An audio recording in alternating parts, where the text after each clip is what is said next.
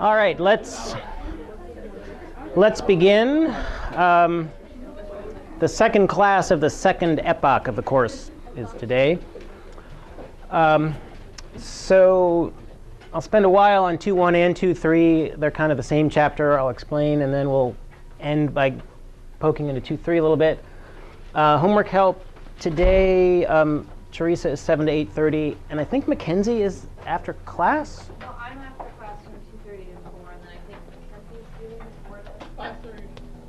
What? 5:30. Yes.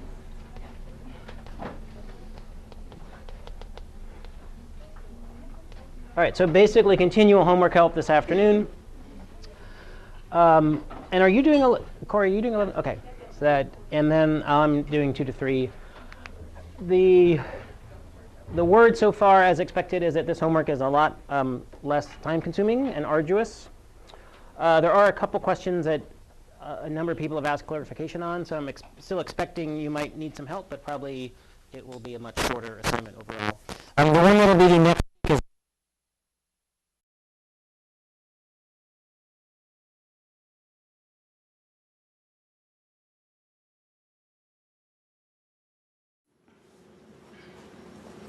all right, so that clever metaphor was lost forever, and that's probably just, well, it'll just be... It's a good metaphor, though. It felt a little forced to me, but we'll go with it. OK, so today is going to be about learning what the derivative is, how to calculate it in ways that aren't the super efficient ways you're going to do in a couple weeks, but are essential to kind of get an understanding of what these things mean.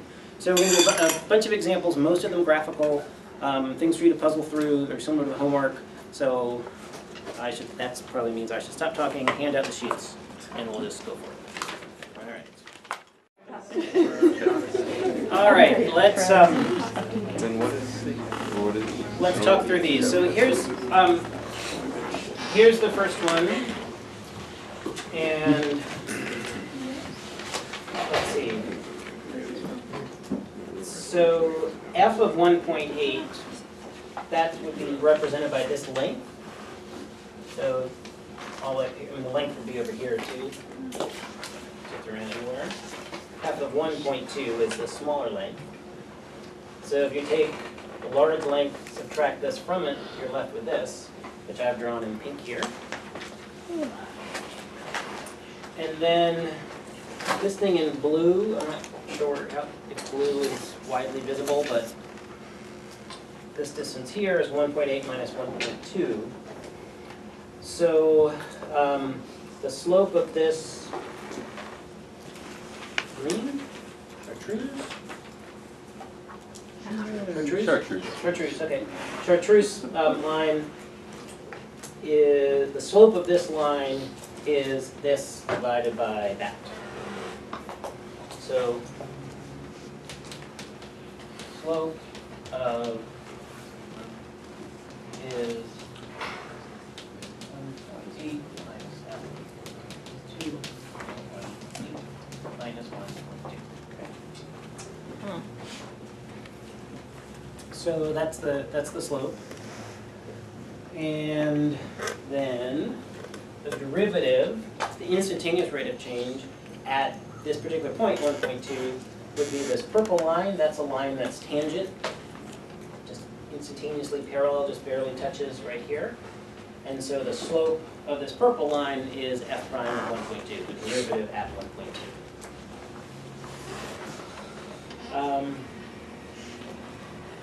The slope of which line is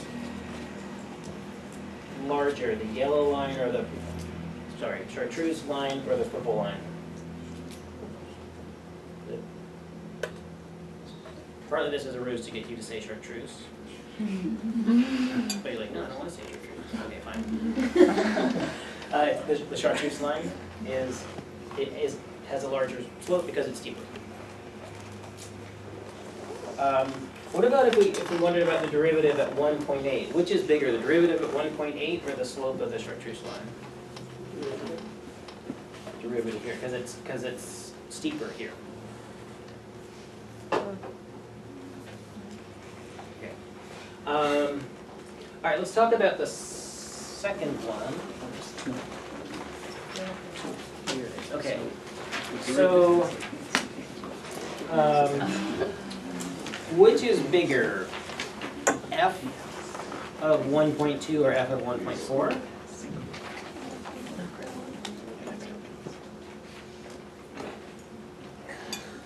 So f of 1.2 is bigger because it's higher up on the y-axis. All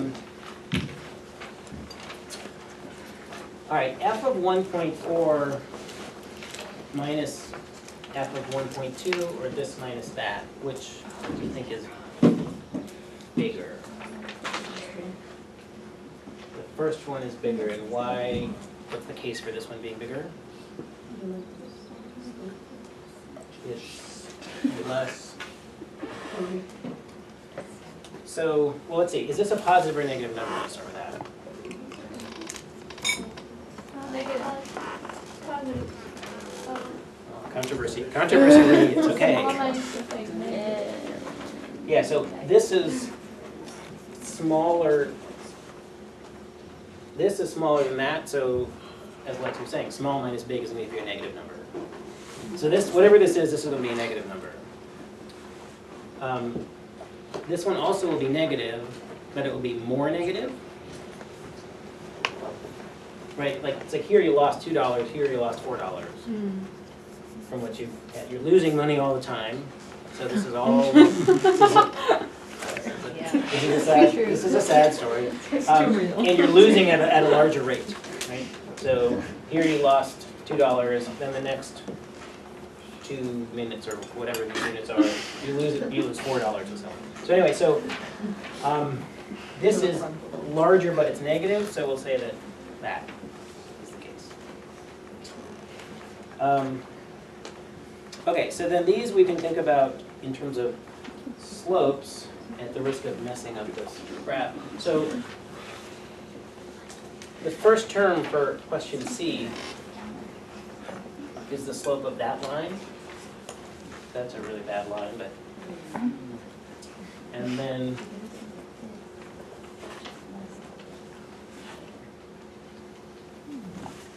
second term. So let's see, slopes are negative. We're going downhill, we're losing money all the time, dropping papers all the time. Batteries are losing charge all the time. But this one is more negative.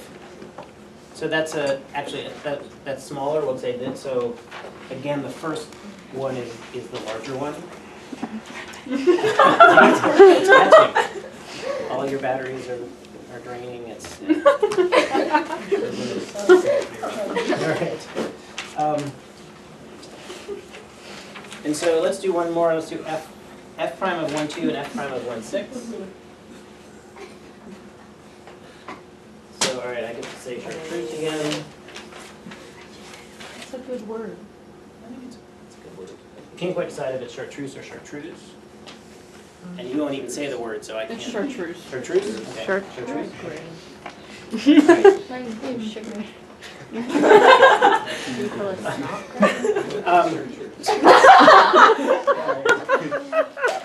So let's see. Boy, is this example better we've ever seen. So we've got the blue line that has a negative slope, it's going downhill. And the chartreuse, or the yellow line, also has a negative slope, but it's not going down as steeply. So this is a larger slope than that, because it's less negative. So, I have a question. yeah. So, did you make like the tangents also for the other C? Sorry, let me. Sorry, say it again. I didn't really get the C part. So I'm looking at the slope of the white line and the blue line, and I'm saying that the slope of the blue line is more negative, so the slope of the white line, because it's less negative, is larger. So you'd also have one of these. I think that line is cyan. Cyan? The blue one? The blue one? Yeah. Yeah. I like the turquoise. Really I might do a little more on turquoise, but I'm not gonna. I wouldn't. Turquoise. Wouldn't Yeah. argue. All right. Cerulean, yeah, that's what it is. Cerulean, very good. Okay. It's Cerulean, yeah. that All right, so these are just designed to sort of help you go back and forth from geometric views and thinking again what's positive, what's negative, what's more positive, what's more negative. The next set of exercises, you'll actually get some numbers out of this. So you'll have a graph and you will draw a line in whatever color you want, whatever named color you want, and then you'll actually estimate the slope of that doing rise over run. So now we'll be kind of getting some numbers out of this, and we'll see different ways of doing that. So here's the next one. So let's talk through this one, and then we'll go to the problem on the other side. So what we want to do is, when we're estimating from a graph, the derivative at a point is the slope at that point. But slopes apply to lines, not curves. So we want to figure out the line that is most like the curve. So I'm choosing the point 0 because the problem asks for g prime of 0. So 0 is the point we're interested in. So t equals 0, go there, and then we draw the tangent line. And so one way to think about it is you want to draw the tangent line so that when you zoom in, the tangent line and the function look the same. You can't tell the difference between the two. So they're sort of momentarily parallel. And then they're going to depart because the curve is curvy and the line is not curvy because it's a line. So now, once you have this line drawn on, in cerulean or whatever color you used, then you just need to estimate its slope by choosing 2 points and doing delta y over delta x, rise over run. And when I did that, and I sort of knew what the answer was going to be, so I don't know if this is visible here. At least Denmark can see it. My line ended up going through the box in the upper right, and the boxes are not all the same size, so I ended up with a slope of right around 1. Anything close to 1, you probably did it right. Okay. And it's an estimate. People will draw the lines differently, so you'll get different numbers. So, but you should end up with g prime of 0 is about 1. And again, you'll get different numbers depending on how you drew the lines. Okay, so we're finding the derivative. The derivative is the instantaneous velocity. It's the slope at that particular point. Another way we know to calculate this instantaneous velocity or slope is with things like this. So this is doing all this junk. We're finding the average velocity from 0 to 0 plus h, letting h get closer and closer to 0, and we're going to see what happens. So first, all right, so this is the formula I'm going to work with. This is just change in y over change in t. We could, this is 0.1. That's sort of what we're doing. So I plug in, actually I didn't plug in my calculator. If I had brought my calculator, I would have plugged in. Instead, I looked at somebody else's numbers. Sine 0.1 minus 0, because sine 0 is 0, divided by 0.1 turns out to be 0.998. Suspiciously close to 1. But you should do one more to check, because maybe it's one of these functions, just see where it's headed. 0.001, 0.99998. And at this point, one could probably conjecture that the average velocities are getting closer and closer to 1. So you would say that the instantaneous velocity is 1, which is consistent with probably whatever you estimated here. And again, this funny formula is just a slope formula. It's just rise over run. It's written a little funny, but it's a rise over run formula. So 2 different ways of calculating or estimating the derivative, and they give similar results. That should be reassuring. Slightly reassured. So let's try the problem on the other side of the page. And hopefully that will be reassuring as well.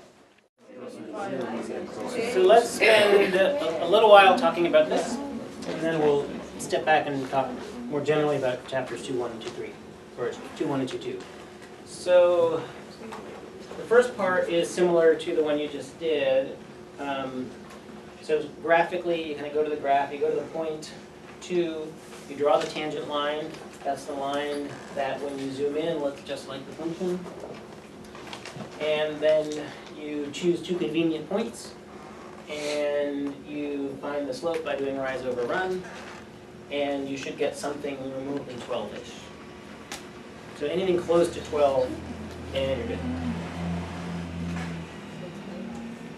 And you can certainly get, depending on how you draw it, you can get a good bit off as well. But the main thing is you're trying to find the slope of this line.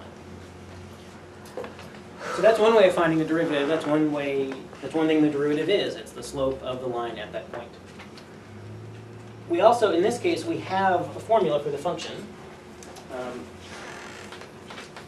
F of x is x cubed. So we can use that formula to get an estimate for the derivative as well by doing this stuff. And the same thing we did for sine. So we used s, that could be the position of the cat or the worm or whatever is going on. It doesn't have to be a position at all. It could be some other function f. And we're just saying how much does f change for a little change in h. And what happens as that little change in h, that h gets littler and littler and littler, closer and closer to 0. So let's see. So this is a general form, and then it looks like this because f of x is x cubed. So f of 2 plus h is 2 plus h cubed. And 2 is 2 cubed. So now I'm just trying this out for different values of h. And get 12.61, 12.0601, 12.0060, whatever. And so you would look at this and conjecture, this is getting closer and closer to 12.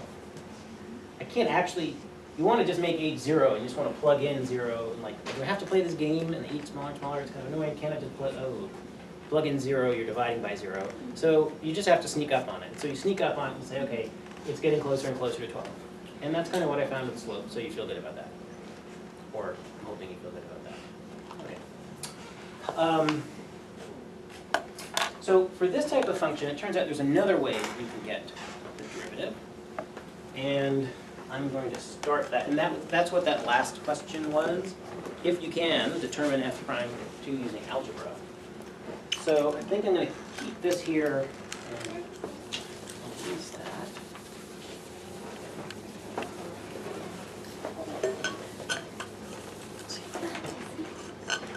So f prime of 2 is this.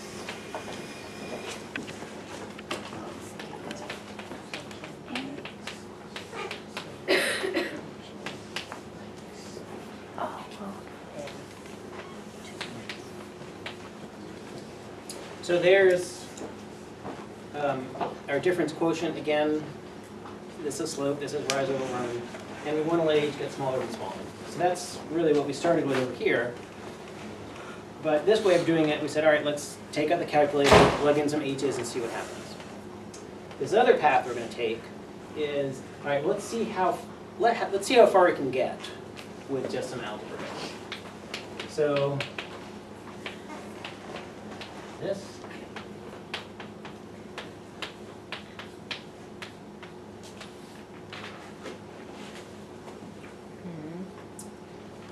And then we can start doing algebra on this and simplifying things.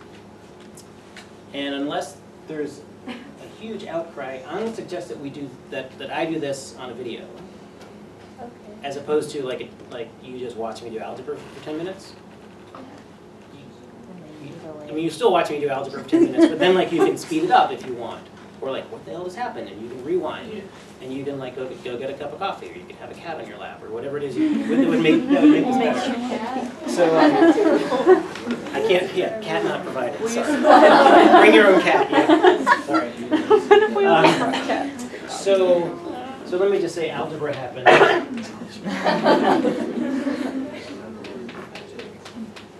And here we go. And then one would end up with. I mean, you already know. You already know the question. Homework. Yep. So, yeah. So, This is a valid answer. Yeah, for homework, you would need to do. I mean, if you make it, you could make a video for homework if you wanted, but probably it's easier just to do the algebra. So anyway, I'm skipping over this not because it's unimportant, but because I think it's something that's easy, that's best to outsource to video, like just for 10 minutes. So we can do more sort of puzzles and interactive things here. So be sure, and I'll email this out, be sure to watch this video before next class. And you'll need this for the homework as well, I think, certainly for next week.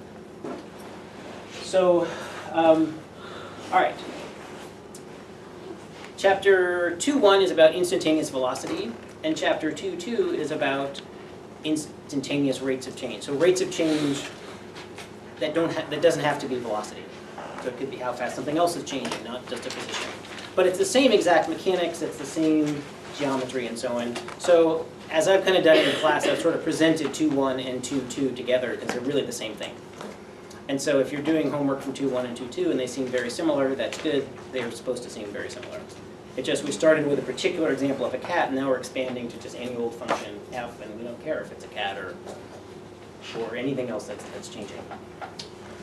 So, so what we're doing, just again, is we're calculating the derivative, the rate of change, the slope, point by point, 1 point at a time.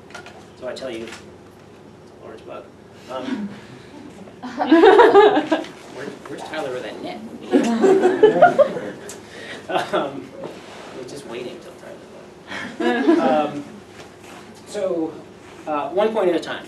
And in fact, so I say, okay, find me the derivative at x equals 2. And you now know how to do that a number of different ways, and you can go do that. And then I could say, okay, that's great. Find me the derivative at x equals 3. And you know how to do that. And you could go do that and come back and give me an answer. And x equals 4 and so on. And so this process of finding a derivative, it actually is a function. Right? The input is, I tell you the point that I'm interested in, and the output is the slope. So what we'll do in 2.3, and we'll start right now, is viewing the derivative not a point at a time, but sort of like a function at a time. So we'll take a sort of more global view. So what I want to do is, I guess I can erase this now. Do a couple of graphical examples, and have you do a couple of graphical examples.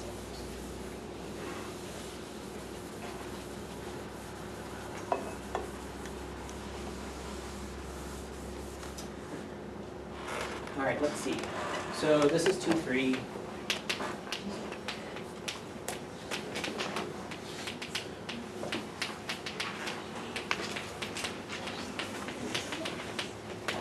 All right, and there's some law that, like, as soon as you erase something, you want to refer to it, and that's immediately I realize what I want to do. So that's all right.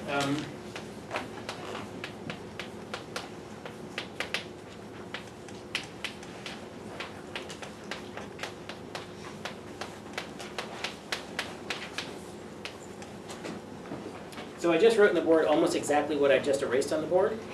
The only difference is now we've got an x instead of an a.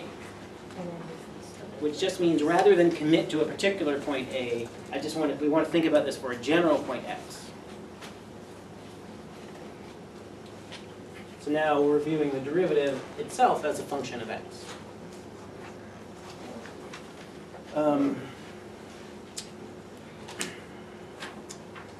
Let's see. When we do an example, I want to not do an example. So. Actually,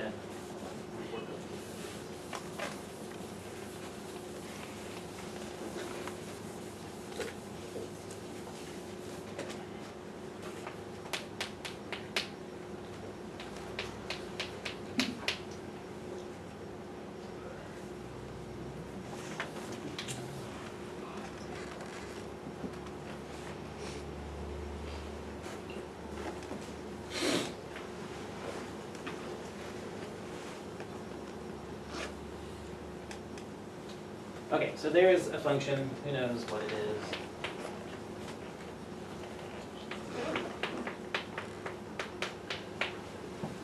And our task is to make a sketch, a fairly rough sketch of the derivative.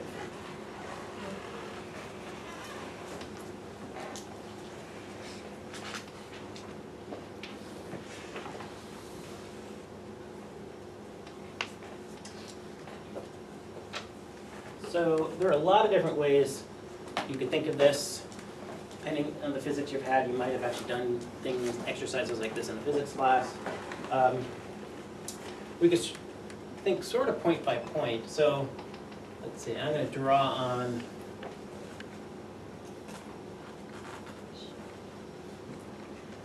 a bunch of tangent lines. Remember that the derivative is the slope of the tangent line. It's really just the slope of the curve. So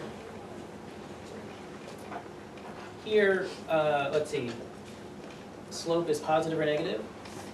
Negative.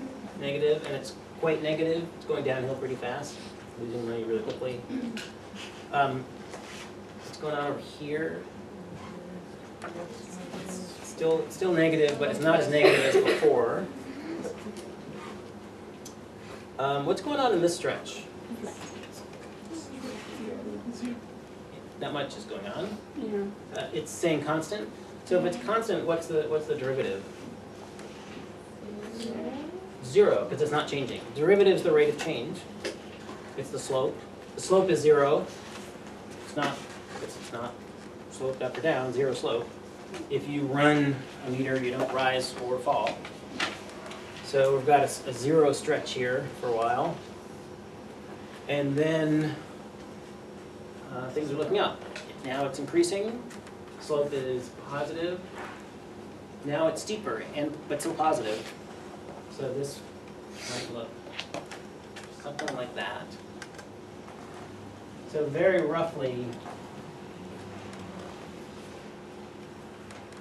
you might have a derivative like that.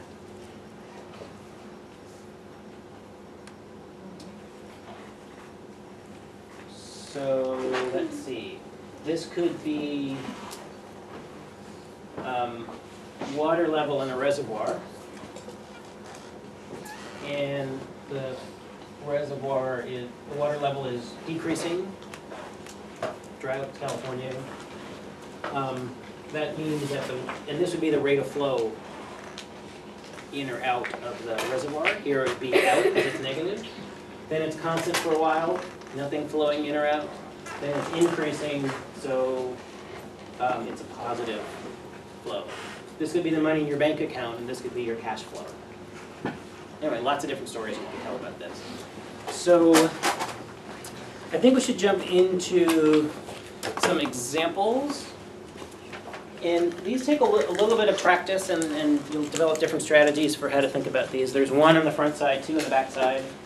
And puzzle through these, and then we'll talk through them. So, so let's take a look at these. There are a lot of different ways to talk yourself through these, and the snippets, the sort of murmurs that I heard, people are saying the right things. Is it increasing? Is it decreasing? Is it going up? Is it going down? So let's see. Here is a derivative positive or negative? Positive. And why? Because the Slope is positive. Another way of saying that is a function is increasing. So we've got increasing function. Over here, the slope is negative. The function is decreasing. So this is maybe going to look something like that. It could be a line. It could be a lumpy line. Anything sort of roughly like. Well, like yeah, that. yeah, we got it. Yeah, that looks right. Yeah, that's right. Yeah. Absolutely. So notice when the function is increasing, the derivative is positive. When the function is decreasing, the derivative is negative. I'll probably say that like 24 times each of the next couple classes. Can you just say that one more time? Yeah, exactly. I'll get one of those does another way. When the function is increasing, the derivative is positive. When the function is decreasing, the derivative is negative. So let's go to the next one where I'll say that again a couple times. Okay. So let's see. So here we have, well, this actually kind of looks like that. We've got increasing and then decreasing. So here we're going to have a positive slope, less positive slope, 0 slope, negative slope, and so on. So let's see. So at least up to here, this is going to look sort of something like that. again, I mean, anything that's of this general shape, you could draw it as a line, have different cavities. Here, slope is still negative, but it's becoming less negative. You're losing money, but you're losing money less quickly. So this is actually gonna go something like that. And now you're earning money, you're gaining money again, and at a faster and faster rate. This is getting steeper and steeper. So this is gonna look maybe something like that. Again, any lumpy, bumpy sort of curve like that. So again, notice when the function is decreasing, it's decreasing here. And I often find it helpful to put one graph right on top of another and draw little dotted lines for like key locations on this. So in this region here, between the dotted lines, the function is decreasing. So the derivative is negative, because the derivative is negative when the function is decreasing. We have two increasing regions, here and here, positive slope, and so the derivative is positive when the function is increasing. Suppose, okay, suppose this was a bank account, and suppose I shifted this curve up by 1,000, and just put $1,000 in the bank. How would that change the derivative? Not at all. It wouldn't change it, because the derivative isn't a statement about how much you have, it's about how, all right, sorry, grammar roadblock there. Derivative is not a statement about how much you have, it's a statement about how much, the rate of change of what you have. I don't know why that sentence was hard.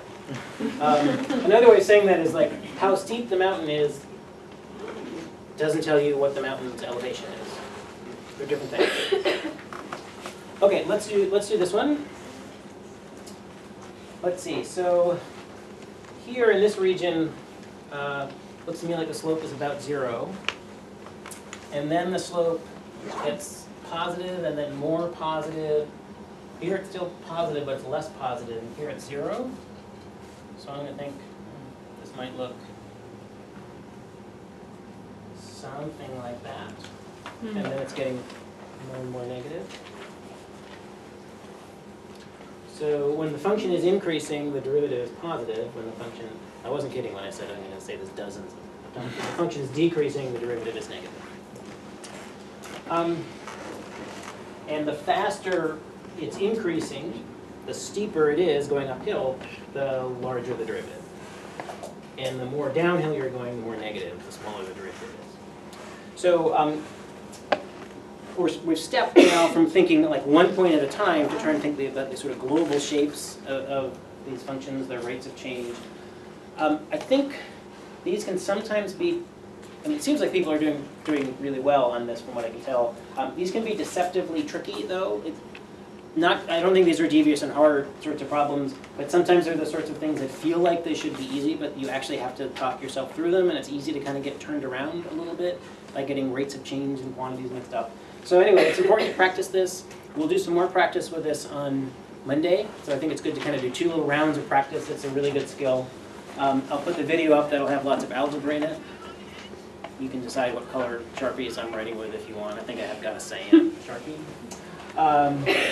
And I can stick around for a little bit if people have homework questions right now, and there's lots of homework help later today. The homework, when are we